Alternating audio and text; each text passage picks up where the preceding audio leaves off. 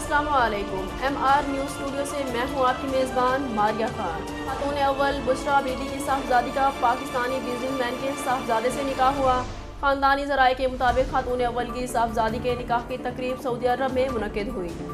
बलूचिस्तान के 4 लापता अरकान असम्बली ने क्वेटा में नाराज़ ग्रुप के पास पहुंचकर अपोजिशन का स्कोर पूरा कर दिया।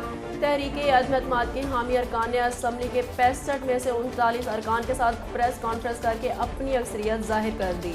पाकिस्तान पीपल्स पार्टी के रहनुमा नवाब सनाउल्लाह ज़ाहरी भी जाम कमाल के मुखालफिन से जा मिले, जिस पर नाराज़ ग्रुप के रहनुमा ज़ुहूर वलीदी ने साबिक सदर आसिफ अली ज़रदारी का शुक्रिया भी अदा किया। ख्याल रहे कि वज़ीर आला बलूचिस्तान के खिलाफ तहरीक अदम एतमाद पर राय शुमारी 25 अक्टूबर को दिन 11 बजे होगी।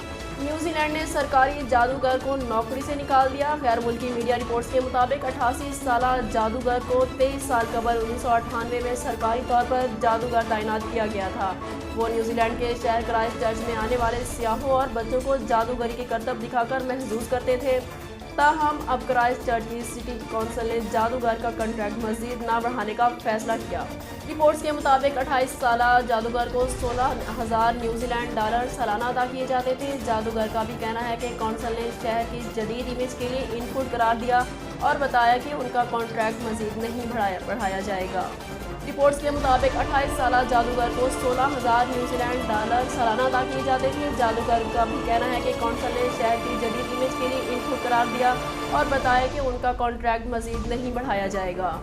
T20 वर्ल्ड कप में पाकिस्तानी शाहीन भारतीय सुरमाओं को ज़ेर करने का आज़म लिए आज मैदान में उतरेंगे। दुनियाई क्रिकेट की 2 बड़ी टीमें पाकिस्तान और भारत दुबई में आमने सामने होगी, जहां खिलाड़ियों के जोश के साथ तमाशाइयों का जुनून भी है।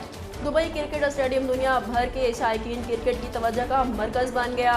एक शेर तो दूसरा सवा शेर है, कौन किस पर बाजी ले जाए, राय देने वाले और पेशगोई करने वाले सभी मोहतात हैं।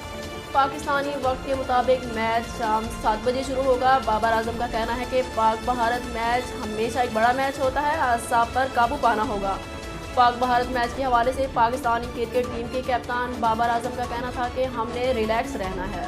अब तक के लिए इतना ही। मज़ीद खबरों और तफसीलात के लिए देखते रहिए MR न्यूज़।